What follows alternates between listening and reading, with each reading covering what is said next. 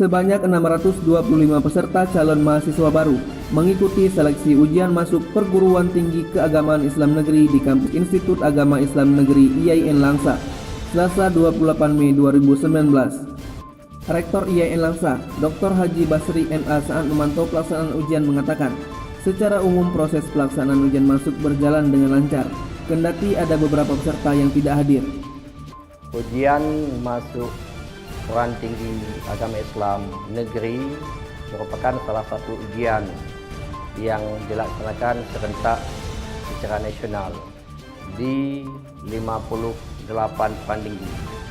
Tahapan pelaksanaan ini dimulai dengan sosialisasi kepada seluruh SLTA dan sederajat, kemudian pendaftaran secara online dan pelaksanaan ujian yang nantinya mendapat pengumuman secara nasional.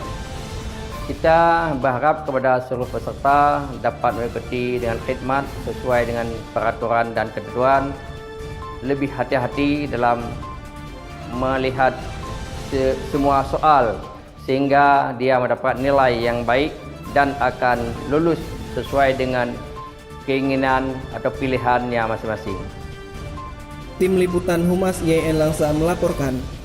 Febi Agustina, Desa Kota Lintang, Kuala Simpang. Agak sedikit takut menghadapi ujiannya. Gugup, takut hasilnya nggak mengecewakan. Ya karena sedang puasa takut kurang konsen. Insya Allah yakin.